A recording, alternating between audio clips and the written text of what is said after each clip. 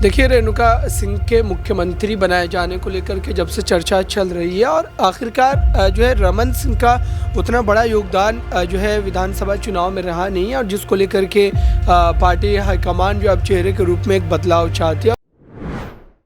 तो मुझे लगता है और एक आदिवासी फैक्टर है। छत्तीसगढ़ में 32% जो है आदिवासी हैं और उन्होंने जो है बढ़ चढ़ कर जो है वोट किया है। 29% जो आदिवासी हैं उन्होंने बीजेपी को वोट किया है।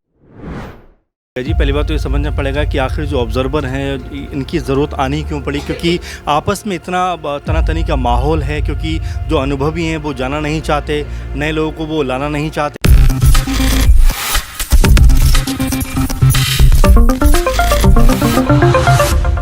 नमस्कार, नेक्स्ट 9 न्यूज देख रही है आप और मैं हूं आपके साथ प्रज्ञा सिंह। स्वागत है आप सभी का मेरे खास प्रोग्राम सियासी पंचनामा में। छत्तीसगढ़ में क्या अब एक महिला मुख्यमंत्री का राज होने वाला है, क्योंकि रेणुका सिंह को लेकर लगातार छत्तीसगढ़ में चर्चा जोरों शोरों से है। और इस बीच बता दें कि पार्टी हाईकमान द्वारा नियुक्त किए गए पर्यवेक्षक अर्जुन मुंडा अब सीधे सीधे बातचीत करने वाले हैं रेणुका सिंह से। सवाल लगातार ये उठ रहा है कि क्या रेणुका सिंह ही अब मुख्यमंत्री बनने वाली है, और ऐसे में वे तमाम नेता जिनका नाम लिया जा रहा था सीएम उम्मीदवार के तौर पर, क्या वो बड़ी बगावत कर सकते हैं? इन्हीं तमाम सवालों के लिए न्यूज रूम में मौजूद अपने सहयोगियों से समझेंगे कि आखिरकार उनका क्या मानना है। यहां पर सबसे पहले मेरे साथ मेरे सहयोगी अबरार हैं। अबरार से इस चीज को समझेंगे। अबरार, रेणुका सिंह के नाम को लेकर लगातार चर्चा हो रही है। आपको क्या लगता है कि अगर रेणुका सिंह को मुख्यमंत्री बनाया जाता है तो तमाम नेता क्या बड़ा झटका पार्टी को देते हुए नजर आ सकते हैं? देखिए, रेणुका सिंह के मुख्यमंत्री बनाए जाने को लेकर के जब से चर्चा चल रही है और आखिरकार जो है रमन सिंह का उतना बड़ा योगदान जो है विधानसभा चुनाव में रहा नहीं है और जिसको लेकर के पार्टी हाईकमान जो अब चेहरे के रूप में एक बदलाव चाहती है। और मुझे लगता है कि वोट का जो खेल है वो भाजपा के जहन में है और इसलिए जो एक आदिवासी चेहरे को आगे जो है करना चाह रही है भारतीय जनता पार्टी। लेकिन जहाँ तक बगावत की बात है या बगावत पर जो सवाल है वो मुझे लगता है कि छत्तीसगढ़ में नहीं देखने को मिलेगा, क्योंकि कोई उस स्तर का बड़ा चेहरा नहीं है जो बीजेपी के खिलाफ जाने की हिम्मत करेगा छत्तीसगढ़ में। क्योंकि अभी भी इस समय माना जा रहा है कि रमन सिंह भले ही वहाँ पर पहले नंबर पर इस वक्त जो है देखने को मिलते हैं कि मुख्यमंत्री उन्हीं को बनाना चाहिए, लेकिन भारतीय जनता पार्टी मात्र छत्तीसगढ़ में ही नहीं बल्कि और बाकी के 2 राज्यों में जहाँ पर उनकी जीत हुई है वहाँ पर भी चेहरे में बदलाव वो करना चाहती है। और इसलिए तीनों ही राज्यों के लिए जो है पर्यवेक्षक बनाए गए हैं और जो छत्तीसगढ़ के पर्यवेक्षक बनाए गए हैं अर्जुन मुंडा, जाहिर सी बात है कि वो भी जो है आदिवासी समाज से आते हैं। तो इससे भी आप अंदाज़ा लगा सकते हैं कि कहीं ना कहीं जो है इसका उनको एक लाभ ज़रूर मिलेगा। और अर्जुन मुंडा को इसलिए भी बनाया गया होगा ताकि वो आदिवासी समाज के हित को देखते हुए मुख्यमंत्री चेहरे को जो है तय करे।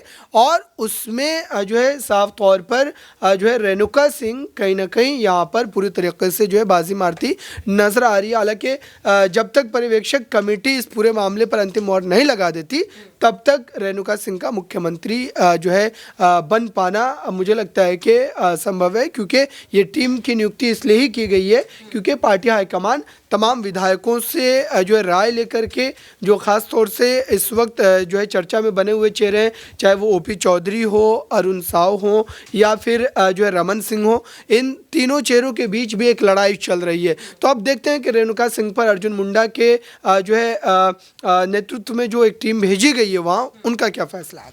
बिल्कुल, देखिए काफ़ी सही बात है और ऐसे में अब इस चीज़ को देखना भी काफ़ी ज़्यादा अहम हो जाता है कि क्या रमन सिंह जो पहले भी मुख्यमंत्री पद को संभाल चुके हैं छत्तीसगढ़ में, अगर उन्हें नहीं रेणुका सिंह को जिम्मेदारी दी जाती है तो क्या वो इससे नीचे पद पर पार्टी के साथ काम करना पसंद करेंगे या नहीं। यहाँ पर मेरे साथ शिराज है और शिराज से इस चीज़ को समझेंगे। शिराज, देखिए राजस्थान में भी ऐसा ही देखने के लिए मिल रहा है कि वसुंधरा राजे पहले मुख्यमंत्री रह चुकी हैं, लेकिन अब बाबा बालकनाथ का नाम सामने आ रहा है और ऐसा ही कुछ छत्तीसगढ़ में देखा जा रहा है। तो मुख्यमंत्री पद से नीचे पद पर अगर बिठाया जाता है नेताओं को तो क्या ये काम करेंगे? हालांकि लगातार अपने बयान में कह रहे हैं कि पार्टी जो भी फैसला सुनाएगी वो उसे मानेंगे, लेकिन क्या वाकई में मानेंगे या नहीं, ये सवाल काफी अहम है। जी देखिए, जिस तरीके से अभी बात कर रहे हैं आप छत्तीसगढ़ की, तो मुझे लगता है रेणुका सिंह ने जो केंद्र में मंत्री भी रह चुकी है और उन्होंने इस्तीफा दिया अपनी सांसदी से, उसके बाद विधानसभा चुनाव में जिस तरीके से प्रदर्शन किया, और हमें इस बात को समझना होगा कि छत्तीसगढ़ में खासकर जो रमन सिंह है उनका कुछ खास अहम रोल रहा नहीं है, और जो चुनाव लड़ा गया है वो पीएम मोदी और कमल के निशान की वजह से लड़ा गया है। तो ऐसे में रमन सिंह बिल्कुल भी शांत नजर आए चुनाव प्रचार प्रसार के दौरान भी। तो मुझे लगता है और एक आदिवासी फैक्टर है, छत्तीसगढ़ में 32% जो है आदिवासी हैं, और उन्होंने जो है बढ़ चढ़ कर जो है वोट किया है। 29% जो आदिवासी हैं उन्होंने बीजेपी को वोट किया है। तो ये कहने के एक बड़ा फैक्टर है, और बीजेपी आदिवासी समुदाय है उसको तमाम तरह की जो कोशिशें हैं वो लगा रही हैं साधने के लिए, ताकि लोकसभा चुनाव में जो है इसका फायदा मिले। यही वो वजह है कि एक महिला खासतौर पे अगर रेणुका सिंह जो सीएम बनती है तो बीजेपी को दो तरीके से फायदा मिलेगा, एक आदिवासी वोट बैंक और दूसरा एक महिला होने के नाते बीजेपी पे तमाम ये आरोप जो विपक्ष लगाता रहता है कि महिलाओं की सिर्फ बातें करती है, बीजेपी करती नहीं है। तो मुझे लगता है यही एक दूसरा फायदे के रूप में देखा जा सकता है कि जब महिला को सीएम बनाएंगे तो बीजेपी की छवि और भी अच्छी होती हुई नजर आएगी और लोकसभा में उसका पूरा परिणाम देखने को मिल सकता है। बिल्कुल, देखिए यहाँ पर जिस तरीके से साफ तौर पर कहा शराज ने कि क्या वाकई में महिलाओं को लेकर के जो तमाम दावे भारतीय जनता पार्टी करती हुई नजर आती है, अब वो उन पर दाव खेलने की कोशिश कर रही है। यहाँ पर मेरे साथ आकाश भी है और आकाश से इस चीज को समझेंगे। आकाश, देखिए, पहले आदिवासी समुदाय से देश की राष्ट्रपति हमें मिलती हैं और अब छत्तीसगढ़ में मुख्यमंत्री के तौर पर रेणुका सिंह का नाम सामने आ रहा है। तो आपको क्या लगता है, क्या वाकई में अगर रेणुका सिंह को मुख्यमंत्री बनाया जाता है तो इसका कुछ फायदा 2024 में बीजेपी को होता हुआ नजर आएगा? बिल्कुल, देखिए, रेणुका सिंह जिस प्रकार से दलित समुदाय से आती हैं और कहीं ना कहीं जनजाति समुदाय से आती हैं, आदिवासी समुदाय से आती हैं, तो कहीं ना कहीं इसका फायदा बीजेपी को चुनाव में ज़रूर पड़ेगा, क्योंकि वो एक तो आदिवासी समुदाय से और देश की जो राष्ट्रपति हैं वो भी उसी से आती है, और लगातार बीजेपी पार्टी ये दावा करती है कि हम सबका साथ सबका विकास करते हैं, तो कहीं ना कहीं चुनाव में उसका फायदा मिलेगा। और दूसरा, आकाश, यहाँ पर देखा गया कि जब राष्ट्रपति के चुनाव थे तो तब द्रौपदी मुर्मू जी को इसी तरीके से आगे किया गया, लेकिन आदिवासी समुदाय के लिए कोई ऐसा कुछ खास वो कदम उठाती हुई नजर नहीं आई है। और कहीं ना कहीं ये भी कहा जाता है विपक्ष की तरफ से कि राष्ट्रपति तो बना दिया गया है, लेकिन पीछे से काम जो है वो मोदी और शाह ही करते नजर आ रहे। तो ऐसा ही कहीं छत्तीसगढ़ में भी तो नहीं देखने के लिए मिलेगा?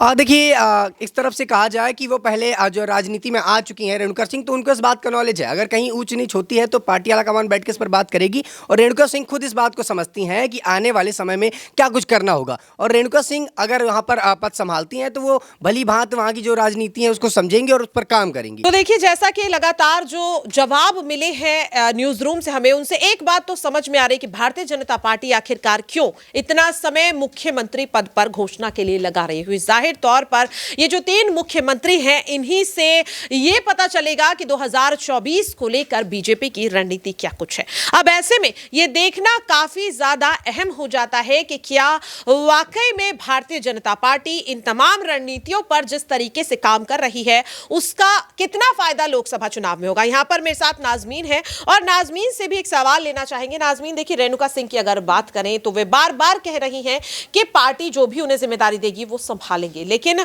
जिस तरीके से देखा गया कि उनकी मुलाकात जेपी नड्डा से होती है, लेकिन फिर भी यहां पर मुख्यमंत्री पद को लेकर अभी वो कुछ कहती हुई नजर नहीं आ रही। तो क्या ये मान लिया जाए कि अभी वो भी चाहती है कि डॉक्टर रमन सिंह जो है वो बेहतर नेता के तौर पर है और शायद वही जिम्मेदारी को संभाल सकती है, और इसीलिए वो मुख्यमंत्री पद को लेकर अभी कोई भी यहां पर जवाब देने से बचते हुए नजर आ रही है? देखिए, आप किसी भी नेता की बात करेंगे या किसी को भी लेकर देखेंगे कि किसी भी राज्य में चले जाइए, वो खुद से ये नहीं कहेंगे कि मुझे मुख्यमंत्री बनाइए। तो रेणुका सिंह की बात करें तो वो कैसे खुद को कह देंगे कि हाँ मुझे मुख्यमंत्री बनाइए, लेकिन अंदर से चाहत तो यही रहती है कि मुख्यमंत्री के पद पर वही यहाँ पर बैठे, क्योंकि चुनाव लड़ते हैं, चुनाव जीतते हैं, क्योंकि पूरी मेहनत इसमें दिखाई देती है। अब छत्तीसगढ़ की बात करें तो यहाँ भी पर्यवेक्षक को उतार दिया गया, वो भी यहाँ पर कई तरीके से देखे जाएंगे, जैसे राजनाथ को राजस्थान में उतारा गया था। तो ऐसे में देखा जाए तो अभी भारतीय जनता पार्टी जो सीएम चेहरे को लेकर ऐलान करने में देरी कर रही है, कहीं ना कहीं यहाँ पर अभी इस पूरी तैयारी में लगी है कि तीनों राज्यों में एक बार पर्यवेक्षक चले जाएं, वहाँ पर सारी चीज़ों की जांच कर लें, सारी बातें यहाँ पर हो जाएं और उसके बाद वो फैसला लेते हुए नजर आएं। तो यहाँ पर फैसले में जो देरी हो रही है वो तीनों राज्यों में ही देखी जा रही है, और मुझे लगता है जहाँ तक कि तीनों ही राज्यों में एक ही दिन यहाँ पर भारतीय जनता पार्टी ऐलान करती हुई नजर आएगी। और वहीं छत्तीसगढ़ में कहीं ना कहीं रेणुका सिंह मुझे नजर आ रही है कि मुख्यमंत्री के तौर पर। बिल्कुल, देखिए, पर्यवेक्षकों का जिक्र यहाँ पर किया है नाजमीन ने, और ऐसा सवाल जो काफी ज्यादा देखने के लिए मिल रहा है कि पर्यवेक्षकों को यह जिम्मेदारी इसलिए दी गई है ताकि निष्पक्ष तरीके से एक सही नेता का चयन मुख्यमंत्री पद पर किया जा सके। यहाँ पर मेरे साथ में वरिष्ठ सहयोगी अमन जी भी हैं। देखिए, पर्यवेक्षकों को यह जिम्मेदारी इसलिए दी गई है ताकि निष्पक्ष तरीके से एक बेहतर नेता मिले राज्यों को। लेकिन अब यह भी कहा जा रहा है कि अर्जुन मुंडा का कहीं ना कहीं झुकाव जो है वो रेणुका सिंह की तरफ ज्यादा है, राजनाथ सिंह का वसुंधरा राजे की तरफ ज्यादा है। तो क्या ये पर्यवेक्षक वाकई में निष्पक्ष तरीके से चयन कर पाएंगे? देखिए, बिल्कुल प्रज्ञा जी, पहली बात तो ये समझना पड़ेगा कि आखिर जो ऑब्जर्वर हैं इनकी ज़रूरत आनी क्यों पड़ी, क्योंकि आपस में इतना तनातनी का माहौल है, क्योंकि जो अनुभवी हैं वो जाना नहीं चाहते, नए लोगों को वो लाना नहीं चाहते। तो ऐसे में जो बीजेपी है वो परेशानी में है, और जो उनके आला कमान है लगातार, चाहे जेपी नड्डा की बात करें, अमित शाह की बात करें, पीएम मोदी की बात करें, सब कहीं ना कहीं इस पूरी की पूरी गुत्थी को सुलझाने में उलझे हुए हैं। लेकिन ये गुत्थी उतनी आसानी से सुलझने का नाम नहीं ले रही। चाहे हम छत्तीसगढ़ की बात करें, मध्य प्रदेश की बात करें या फिर राजस्थान की बात करें, सब में कमोवेश एक सा ही कह सकते हैं स्थिति नज़र आ रही है। एक सी जैसी ही जो है इस समय पूरी की पूरी बीजेपी फंसी हुई नज़र आ रही है। तो ऐसे में आज अहम दिन होने वाला है, क्योंकि संडे का एक तरीके से कहा गया था कि संडे तक हम सारी चीज़ें जो है शूट आउट कर लेंगे। और आज जैसा छत्तीसगढ़ में भी कह सकते हैं कि अर्जुन मुंडा और उनके तमाम जो साथी हैं पहुँचे हैं, बात कर रहे हैं, जो बीजेपी अध्यक्ष हैं अरुण साहब, उनसे ही मुलाकात उनकी हो रही है। तो ऐसे में अब कई सारे विचार मंथन होंगे, लेकिन वही है कि जो आला कमान है पहले से उसने सोच रखा है, मेरे ख्याल से उसी पे वो नाम लगाएंगे, क्योंकि जो मोहर लगाएंगे, क्योंकि एकदम से किसी चेहरे को सामने लेके आना उनके लिए भी बस की और मेरे ख्याल से उनके लिए भी हित की बात नहीं होगी। क्योंकि बीजेपी जो देख रही है कि 2024 का जो चुनाव है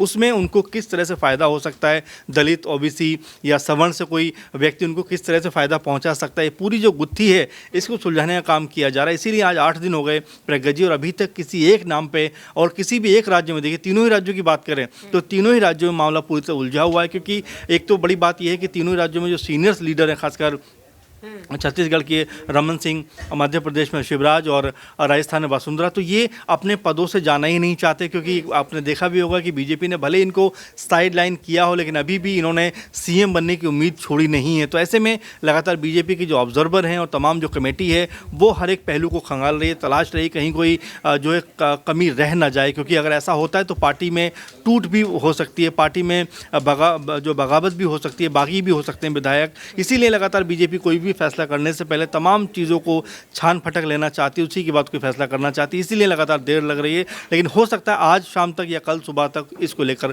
कोई फैसला हो। बिल्कुल, देखिए, और अब ये देखना काफी ज्यादा अहम होगा कि क्या आज छत्तीसगढ़ में मुख्यमंत्री पद को लेकर ऐलान किया जाएगा, क्योंकि दावे तो लगातार यही किए जा रहे हैं कि आज संडे का दिन है और तीनों राज्यों को उनका मुख्यमंत्री मिल सकता है। लेकिन क्या वाकई में ऐसा होता हुआ नजर आएगा, और इस रणनीति का आखिरकार फायदा कितना होगा, यह भी देखना काफी अहम होगा। फिलहाल के लिए मेरे खास प्रोग्राम सियासी पंचनामा में इतना ही। बाकी की तमाम अपडेट्स के लिए आप देखते रहिए नेक्स्ट 9 न्यूज।